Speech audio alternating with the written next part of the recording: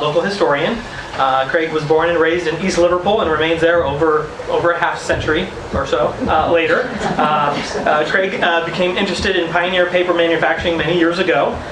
Little Beaver Creek supported, as he's told me, 4 paper mills on its lower reaches from 1806 to 1850. And on the days the fish weren't biting, he says that he would investigate the ruins along the banks and the dams in the water, pondering their origins. Then through his diligent research and study, he now knows more about pioneer early paper mills than anyone else on his street. So at this point, I will turn it over to Craig for his presentation on pioneer paper mills of Little Beaver Creek. And I think we're going to be surely entertained. Thank you.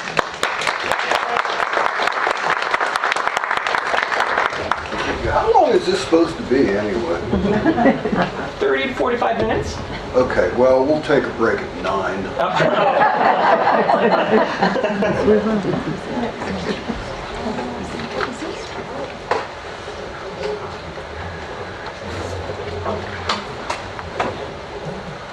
There were, on Little Beaver Creek, there were 4 paper mills, and I ought to take that out of the introduction so I don't have to repeat myself.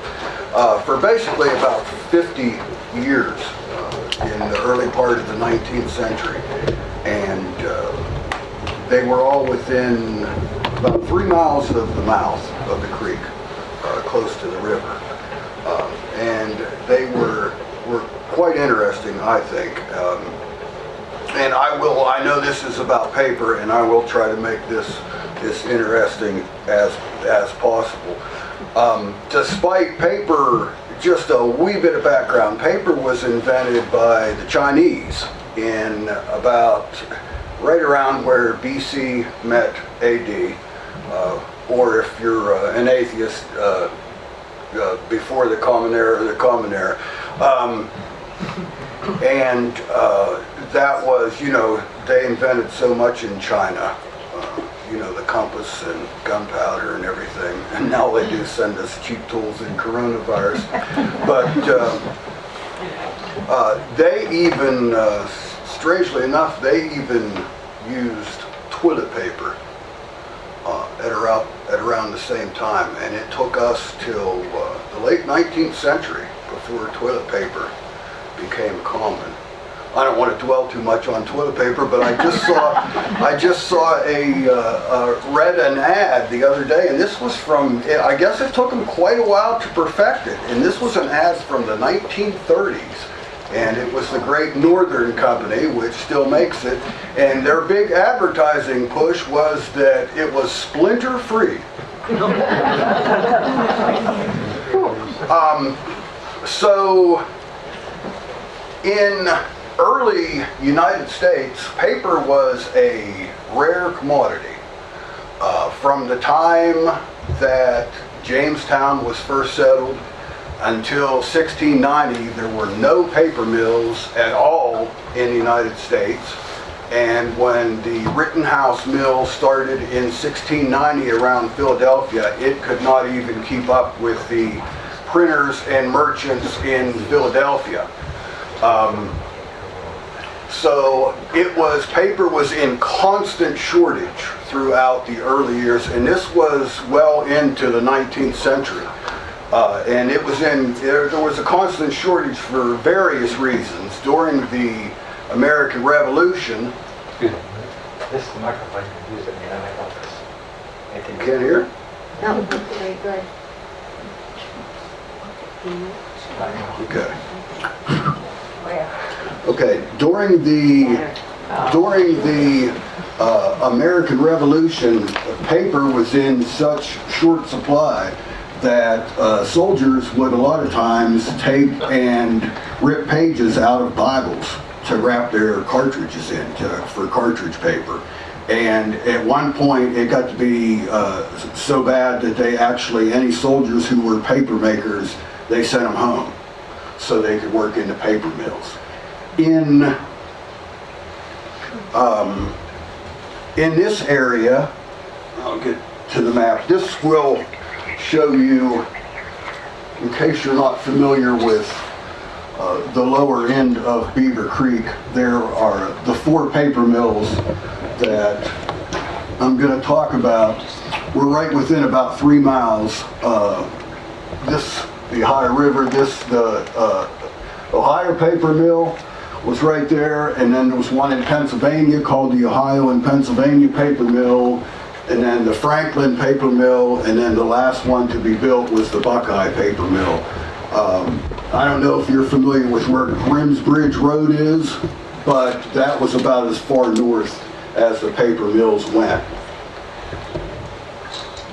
The Ohio paper mill was started in 1806 by a man named John Beaver, and his name was spelled B-E-V-E-R, but everybody pronounced it Beaver. I drew a picture of him. Oh. I don't really know what he looked like, but once I discovered that he was called John Beaver, I had already got used to pronouncing John Beaver, so I will continue to pronounce his name wrong.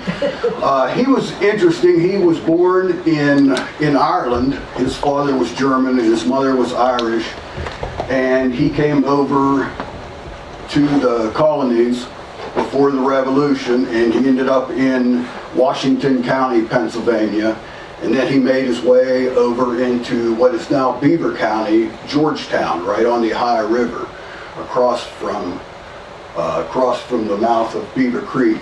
And Beaver was a surveyor, and he got a job surveying for the U.S. government when they opened up the Northwest Territory. And he surveyed a good part of our, say, third of Ohio. And it gave him a leg up on buying land. He was able to see all the good land and which land to buy, and he ended up owning thousands of acres, especially in Columbiana County and Beaver County, Pennsylvania, in Hancock County at the northern tip of West Virginia, and then all the way over into what is now Stark and Wayne County. And with some business partners, he founded the town of Worcester, and he was instrumental in helping to settle the town of Mansfield too. So he was quite an interesting fellow. And I have a letter here that he wrote. I'm just going to pass some stuff around so you can look at stuff when you get sick of listening to me. There being such a dearth of paper in the area, around the time that Ohio became a state, there was something like 10 to 12 printing presses in the state of Ohio, and not a single paper mill. And there were a few presses in Pittsburgh, and there was very little in the way of paper available for anybody. They, most of the time, they would have to have paper transported over the mountains, and this is a terrible illustration I did. You know what it looks like? Snake tongues. But that's supposed to illustrate the hard to travel over Allegheny Mountains. Try to take this seriously, please. But anyway, there were only 2 paper mills west of the Allegheny Mountains. And there was one in Georgetown near Lexington, Kentucky, which was the first west of the mountains. And then there was the Redstone Mill in southwestern Pennsylvania in Fayette County. And it started manufacturing around 1797, I believe it was.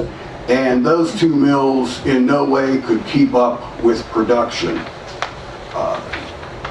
All through the country, even though there were more and more paper mills as the 18th century drew to a close, still most of the paper was shipped from overseas. And John Beaver, even after he opened the Ohio paper mill for a good many years, was still using paper with Great Britain watermarks on it a good many years later.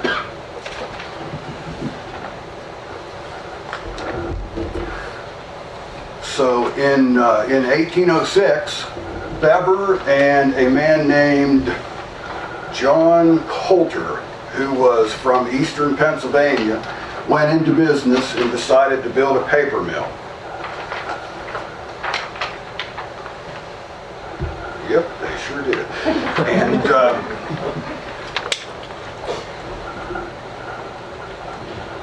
you just never know what you're going to get with these pictures. It gets worse as we progress. There's a picture of Beaver Creek near the site of where the paper mill was. There's really not a lot known about any of the paper mills, what they look like. Paper mills were generally pretty large buildings. The one in Brownsville, Fayette County, was 40 by 75 feet, and the second one built on Beaver Creek, I know, was 35 by 75 feet, and they were usually 3 or 4 stories, and they were pretty substantial buildings, and they usually employed upwards of 24 people, so they were quite big concerns. They were water powered, and I think I'm getting behind on my slides. This is another picture. Sir, would you like me to switch them for you? Yeah, if you would, because my son refused. No, he You want to show me what to push here? well, it's really going to get interesting now. Just press that button there. All right. When I tell you. Like those little golden records where when you hear Tinkerbell.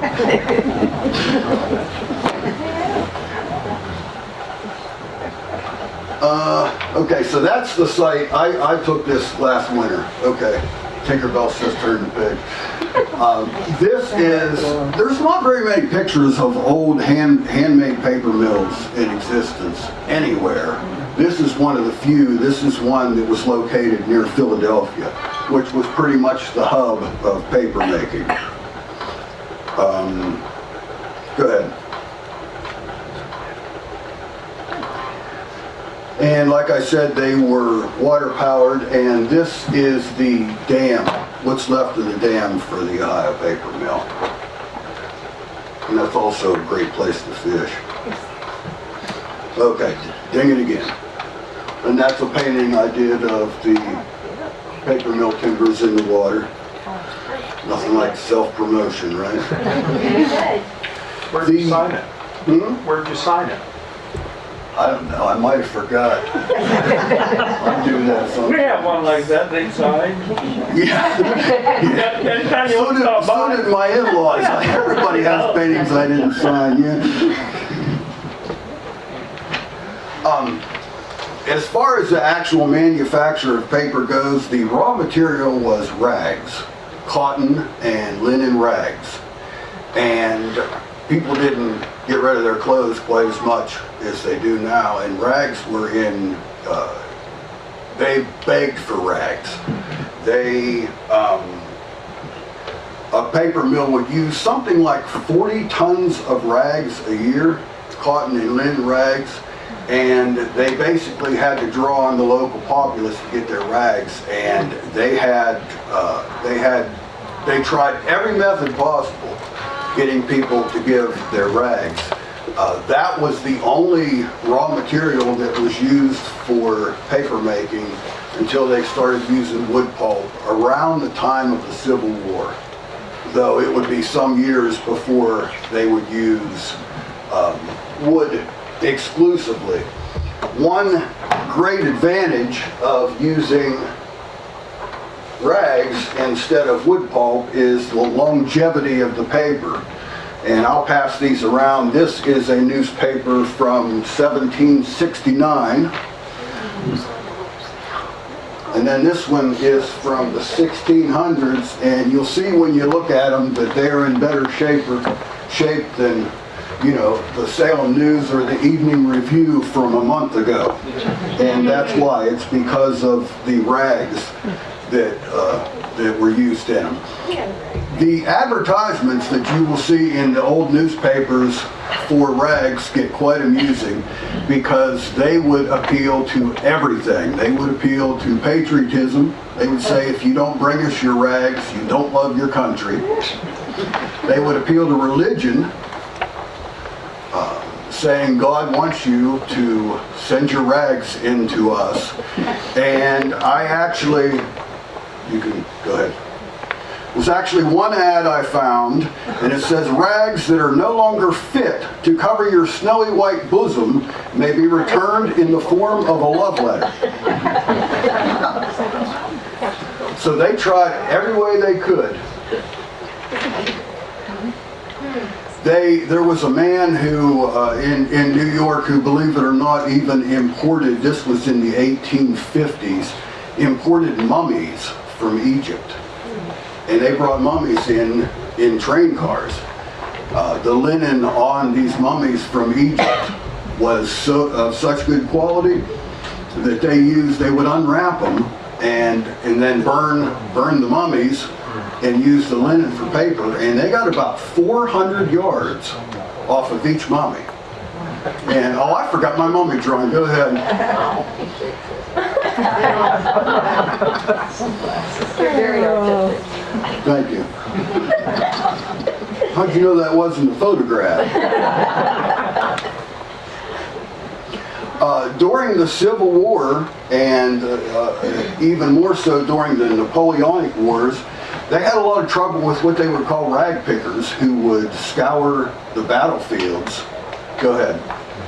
And actually take the clothes off the bodies on the battlefield. See how it just goes downhill?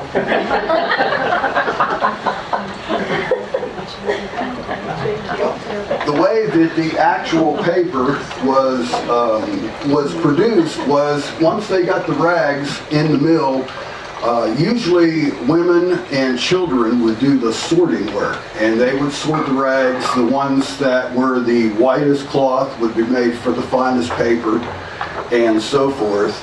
Once they got the rags all sorted, a lot of times they would wet them down and put them in a big pile, sort of like a compost pile, and let them rot a little bit before they did anything else with them. They would take this picture here, they would have vertical blades. After they took all the buttons and clasps off, they would take these vertical blades and rip the rags into strips. And then they would cut the strips further into little squares. And that was basically what they did to the rags to prepare for the actual machining of the rags, which is good. Machine called a Hollander, and this was what the water powered in the mill.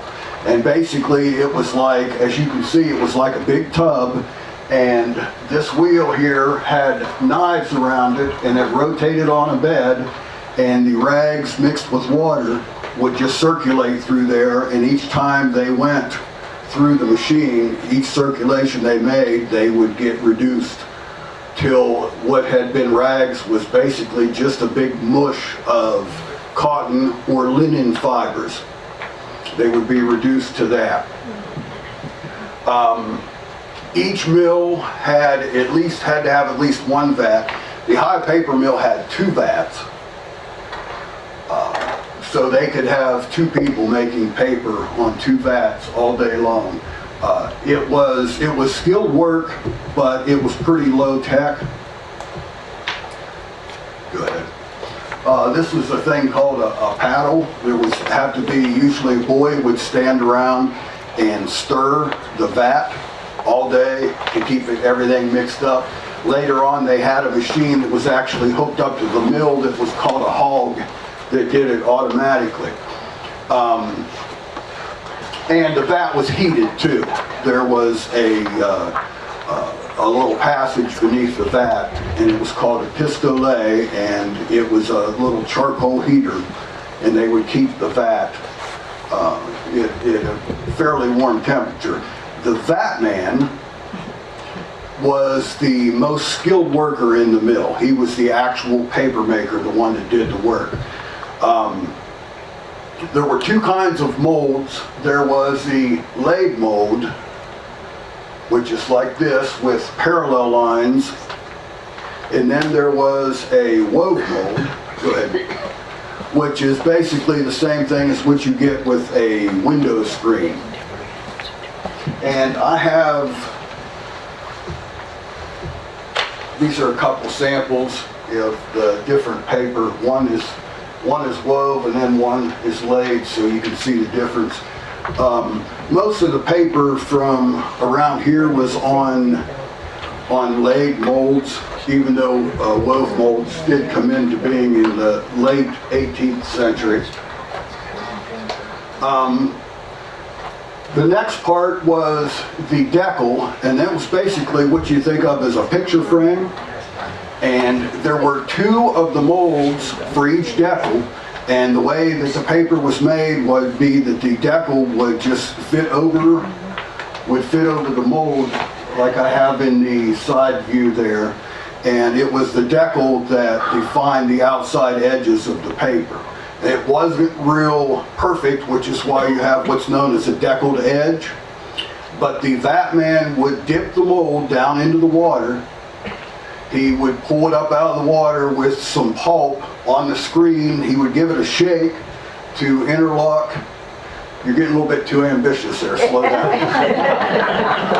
I figured they'd looked at that picture long enough. Well, yeah, but you're going to be done 2 hours before I am. He would give it a shake to interlock the fibers, and then he would hand it off to the next man and would take the decal and put it on his other mold.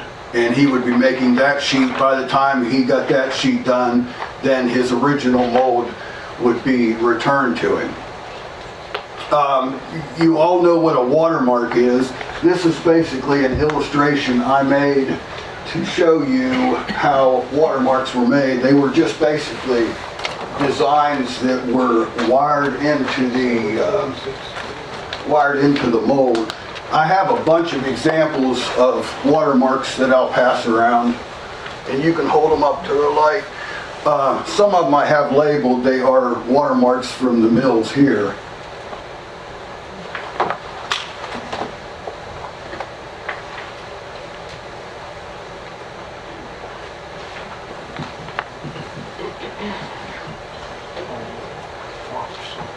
A lot of times the watermarks would get damaged or would fall off, so you get a lot of paper that doesn't have watermarks on them. When machine-made paper came in the 1830s, it wasn't, it took a while for it to take off, but when the machine that they first used to make paper, it was made on the same principle, except for instead of a mold that you dipped in, it was a continuous belt. And the only way that you can really tell for sure early machine-made paper is where they wired the ends of the belt together. It looks like stitching. And if you look real close on this paper here, you'll see that you can see the stitching where they stitched the end of the belt together.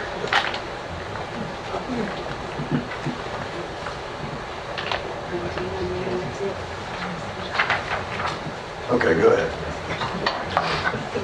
And that's, this is one that I have passed around, but that is the watermark for the Ohio paper mill. Okay. The next person after the vat man, he would pass the mold off to what it looks like coucher, but it was pronounced coucher. And what the coucher did was he would turn the mold upside down and deposit the sheet of paper on a piece of wool felt. And it was just at that point, it was just strong enough to stay in shape. And as soon as he put it on the wool felt, he would put another piece of felt over top of it and hand the mold back to the vatman. After that, when they had reached a certain height of sheets of paper, then they would take it to a press, And a lot of times these presses were huge, and they had these big poles and something like a capstan that would hook onto the pole, and they would ring a bell, and everybody that worked in the mill would come and pull on the pole to press the water out of the sheets. Okay. Once they were done, a lot of times paper would need sized if it was going to be used for writing, and they would use animal size and do that. But once they were done, they would take it up to the top floor of the mill in the drying loft, and they would hang it in sections of 3 or 4 sheets of paper, and they would either use, like I have illustrated here, horsehair lines or something like that, or they would use wooden poles to hang it on. Go ahead. And there's an actual illustration of paper hanging in a mill. Okay. How thick was this? About 2,000s or 5,000? It varies depending. Yeah. There's a lot of variation because they made a lot of different writing paper, would be used with the finest rags, but they would make heavier paper for wrapping or for newspapers. If you can see, this is that same mill photo, but one of the telling signs of a paper mill is they had these vertical slats in the upper story, and what they would do, they would adjust those so they could adjust the amount of air going into the mill so the paper didn't dry too fast or too slow, because if it dried too fast it would curl up, and too slow and it would get mildewy. They had a ream. The ream was 480 sheets of paper. That's how they packaged it, basically just like today. A paper mill like the Ohio Paper Mill, if they didn't stop in the winter, which they did, but if they didn't, they could do somewhere between 3,000 to 6,000 reams of paper a year. So they were quite productive. And I have, this is a good example here of the quality of paper that they would use for writing. Sorry.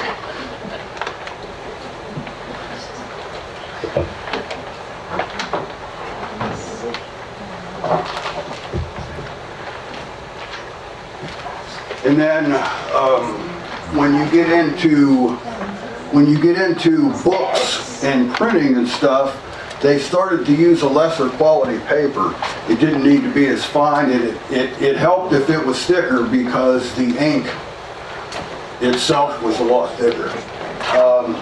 This book here is a good example of typical book paper. I think this is 1820 some. It's not especially valuable, so you don't need to worry about it. There. You better get past it. You're going to be old.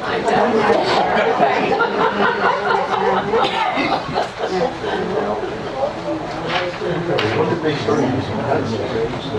When did they start using pencils? They actually had pencils in the 18th century. They didn't use them, for some reason. Okay. Is this the whiskey jug? There's not really a whole lot known about the old-time paper makers except for they drank. They all talked about paper makers being drunks and paper makers drinking continuously. They believed that because the vat man had his arms in the water all day long, that whiskey kept him healthy. And there's hardly any mention about paper makers than that they were drunk. And if you were a paper maker and you were sober, you were guaranteed a job. They did move around a lot for that very reason. Anybody have any questions? I do. Okay. Well, I was just going to ask you, the Gutenberg Bible was printed in Germany by Gutenberg back in what, the 1600s? 1400s. What did they use for paper? I mean, did they get, or how did they make their paper? Well, they had. They had paper. there So were- this is mainly about American paper. Yeah. I got it. Okay, because what about the Egyptians? They had paper made from papyrus. Yeah, that doesn't really count as paper. It doesn't. No. But they used scrolls and everything. Yeah, Wrote it, yeah. papyrus wasn't really paper because they just laid the reeds together. For something to be paper, the fibers have to be macerated and then formed to make paper. Paper actually didn't get to Europe till about, I think it was like 1100. Paper was actually rather slow in getting to Europe, and it came in through Spain when the Muslims invaded and occupied Spain. It was the Moors that brought paper making into Europe. Yeah. When they got different colored rags, did they have to bleach them?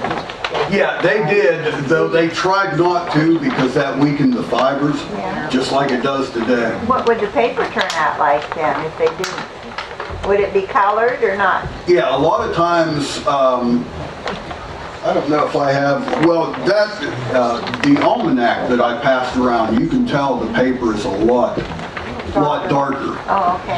And really poor rags, they were used to make wrapping paper, to wrap packages and stuff in. A lot of times you'll see pamphlets and things that have the blue paper on the outside, and that was another thing they would do. They would add indigo to the pulp if it was discolored to sort of hide, the quality of it or the lack thereof. Yes, ma'am. When you're coming up Beaver Creek, we'll go from down at the park. Which side of the creek was the Beaver paper mill on? It was on the Ohio side. The Ohio Yeah, on the west side. Okay. Yeah. Is there any remains of it? I know where the site is, and there's a lot of ticks. Don't go then. Yeah, there are some stones there, but I don't think they're from the actual paper mill itself because there were, I know there was at least a frame warehouse, and they generally had 3 or 4 houses where the paper workers lived. And I think the stones that are there are probably from something like that. There was a railroad built through there in the 1930s, and I think they wiped whatever was left of it out. The Ohio Paper Mill was actually the first, and it was the most successful out of the 4 that were along the creek. It went under a succession of owners. Go ahead and go to the next picture. Jacob Bowman, he's the only one connected with this paper mill that we have. Well, I mean, I have my portrait of John Beaver, but this one's more he was partners with Beaver and Coulter in the mill, and in the 1830s, they started to get out of the business. Beaver died. Yeah, there's John Beaver dead. You go ahead, next one. And he's buried out, he got remarried and was buried out in near Malvern, and it's out in the middle of the field. I found that a few years ago. Go ahead and there's proof that he's dead because there's his gravestone. After he died, his son-in-law, who was Jacob Bowman's son, married his daughter, and they got the paper mill, and they ran it for a while. And I think I have a picture of James L. Bowman. Go ahead. Yeah. Looks like somebody to pick on in school. But anyway, he owned it for a while. And then he died, strangely enough. Go ahead. And that's the Bowman graveyard in Brownsville. It's hideous. If I was going to be buried in a place like that, I'd rather just live. It's in Fayette County. Have you heard of Uniontown? It's on the Monongahela River in Fayette County, Pennsylvania. It's in southwestern Pennsylvania. But what didn't you like about this graveyard? Oh, it's just, I don't know. Those tombstones look very nice. You like those? I like older tombstones. Oh, Yeah. Yeah, I like the plainer pre-Victorian ones. All the ones in Russia are like that. Are they? Yeah, well, that's why I'm not going to be buried in Russia. You never know. yeah. Well, I'm not planning on it. This talk's just falling apart here. Any questions? Did they add some kind of a chemical or something to bond the fibers together? No. The fibers, it's real interesting. If you look at it under a microscope, the Vatman did what was called the Vatman shake. And when he would lift the mold up out of the water, he would shake it both ways, and it would actually mix the fibers up. And there was no kind of adhesive or anything used. They would just dry that way. I had heard a story about John Beaver that when he initially had died, he was buried in a mausoleum somewhere down in the Beaver Creek area, facing the creek. Yeah. He had built. I don't know if you're familiar with that area, but he had built a house looking on a farm. He called it Springford, and he built it in the early 1820s. It overlooks Smiths Ferry Road and overlooks the little settlement that John Beaver started down there. And when he died, they buried him, I guess it was in a hillside, and they called it a monumental tomb in his will. And I think it was made of bricks. If you've ever been to Mount Vernon and have seen Washington's first tomb before they moved into the fancy one, I think it was something like that. It was kind of built in the hillside. You know, it had an arch opening. But sometime I think it was in the 1750s, he died in 36, and I think it was in the 1750s, it collapsed. And his son, Henry Beaver, moved his body out to Malvern, that was the family graveyard for Beaver's second wife. And that's how he ended up out there.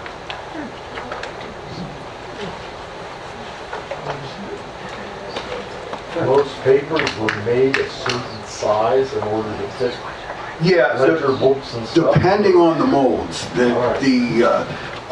If you know the way they used to go by farthings and shillings and pounds and all that stuff, how confusing it would be, well, that's the way this was. They had just a ridiculous amount of sizes, because basically it was whatever size the mold was made.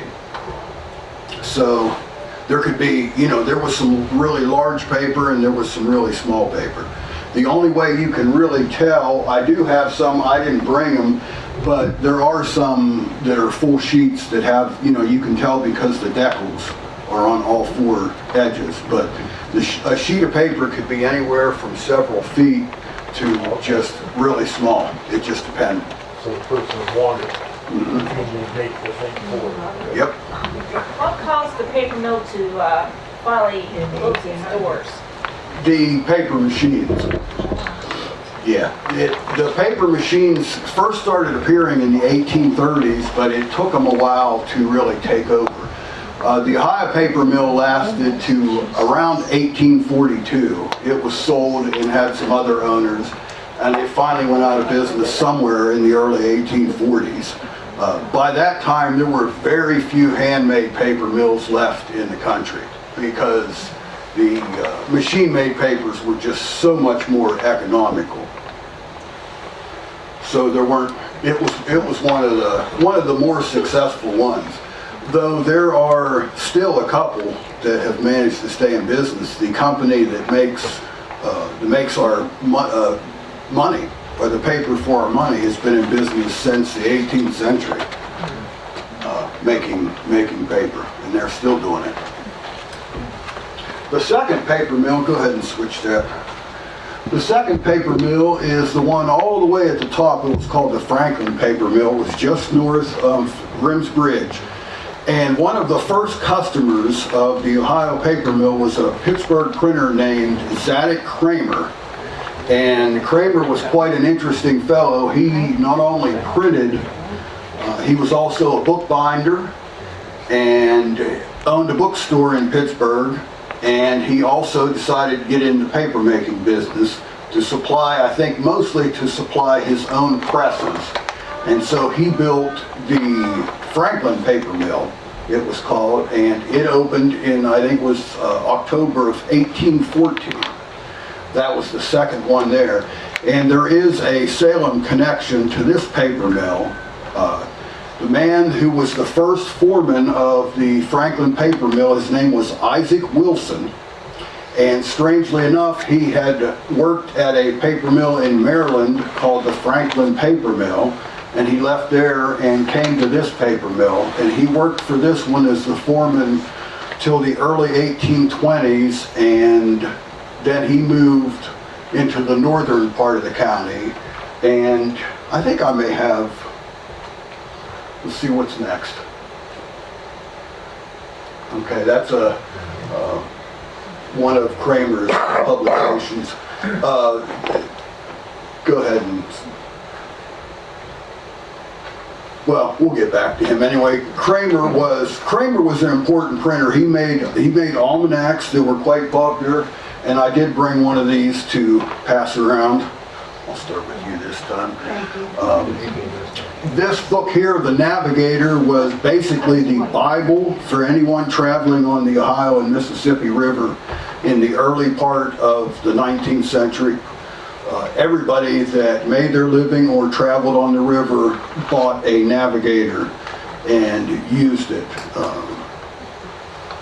Lewis and Clark, when they stopped in Pittsburgh, they bought a Navigator. Mark Twain had a copy.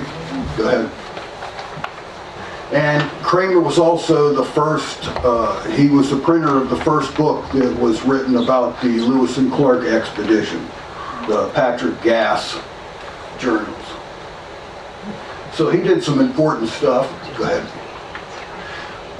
Isaac Wilson that I was telling you, he's buried in Hope Cemetery. He ended up around here.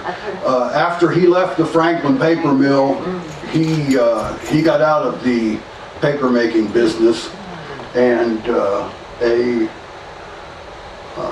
started farming, and a tree limb fell on him and he lost a limb. I don't know how else to say it. Is that Hope Cemetery in Salem? Pardon me? The Hope Cemetery in Salem? Yeah, and his grave's right towards the front. Yeah, right towards the road there. Kramer and Spear lasted till about 1832. John Spear, one of the partners, he ended up living near the Kramer and Spear Mill, and it became a little village called Spear's Mills. Go ahead. And then he died, and that's proof.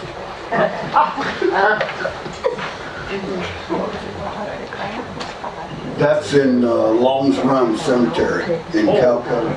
That's right, that's the church down there. If you hit it on the right-hand corner, it rattles.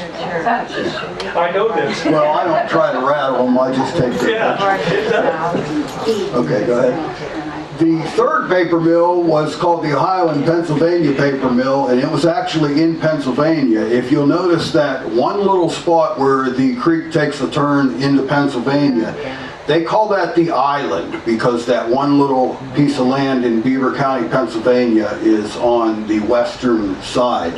And Job Harvey, and I do have a recent picture of him, go ahead. Yeah.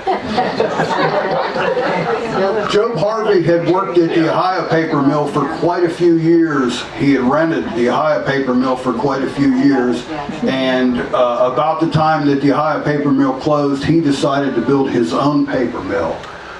And he was in business with his son, Job Harvey Jr. He looks like his dad. I told you this, they go downhill like this. Usually I'm in bed. I get up at 4. I'm usually in bed by 8 o'clock. I'm really not responsible for anything I say after 7. This paper mill, I have never found the watermark from this paper mill. I don't know how successful it was. I don't know what kind of paper they did very much, but the production stopped on this paper mill about 1853, around when Joe Harvey died. I think I have a picture. Yeah, it's Joe Harvey's buried across the river in Georgetown, PA. He was in a good bit of debt when he died, and there was quite a few lawsuits that took him years to get ironed out. Somebody did buy the paper mill at an auction and tried to run it for a few years, but they didn't last very long. It wasn't very successful. And then, go ahead. The last paper mill was started by Joe Harvey's son, Joe Harvey Jr., and another son, Hiram Harvey. When their father died and they lost their paper mill, they decided to build another one, and this one is just below Grimm's Bridge, and they called this the Buckeye Paper Mill. And even though it was the latest, this is the one that I know the least about. I just basically know that they built it in the 1850s and it lasted till about 1860. And strangely enough, this is the one paper mill that the foundation is still pretty much, it still pretty much looks like that along Grimm's Bridge.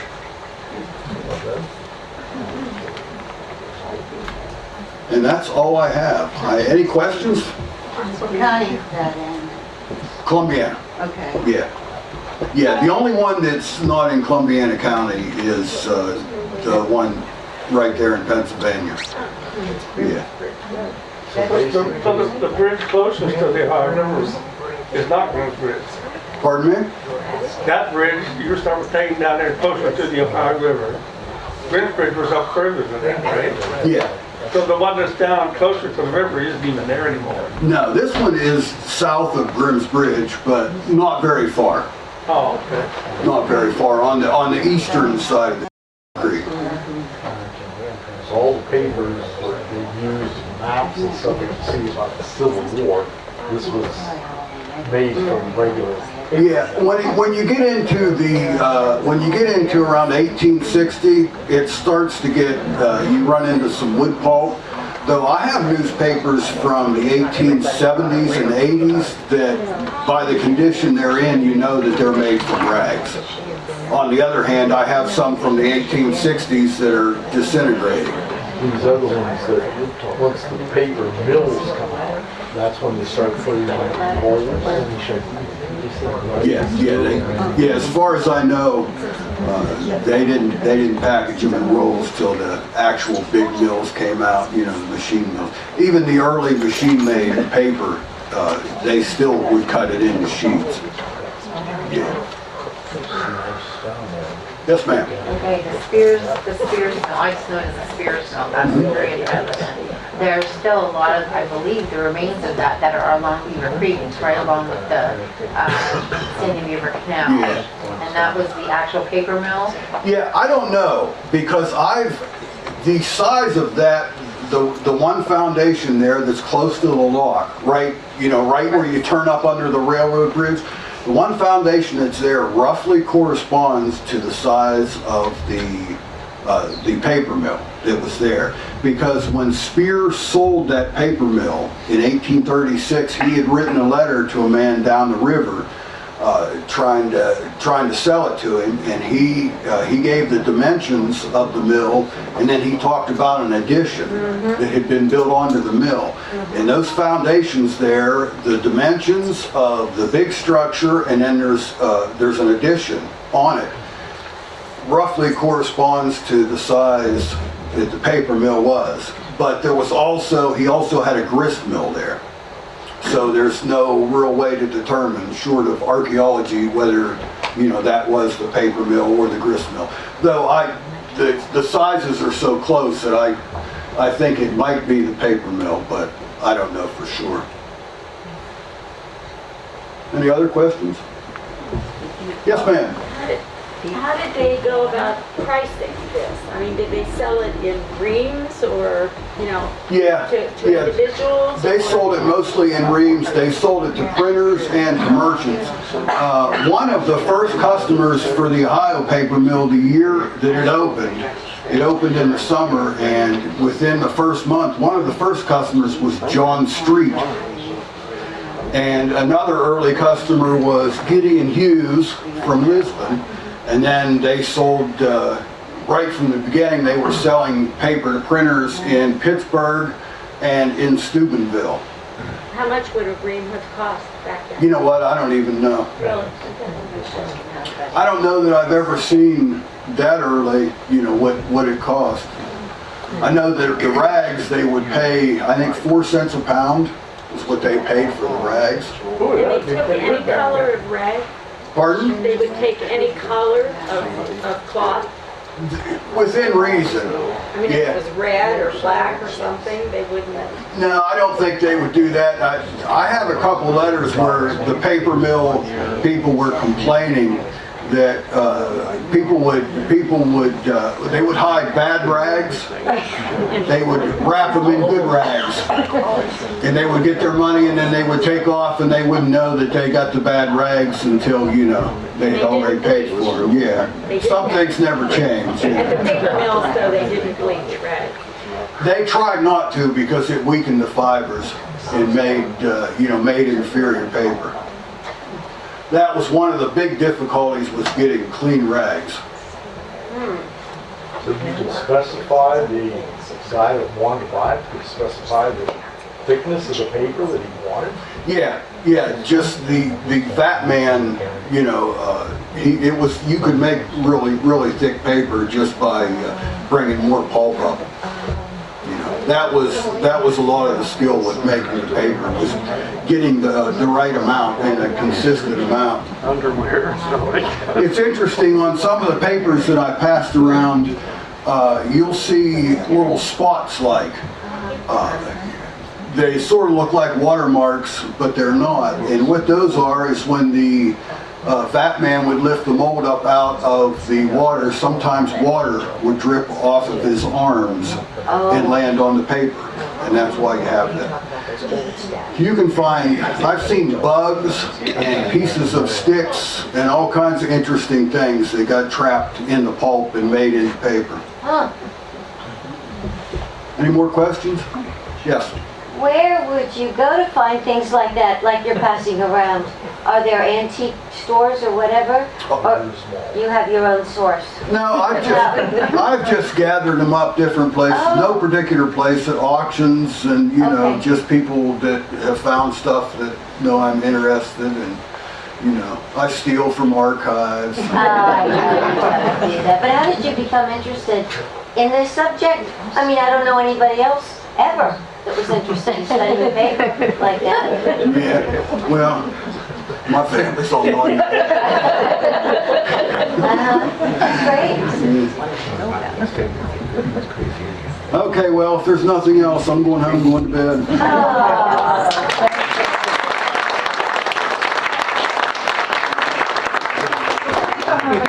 You should stay and have some refreshments.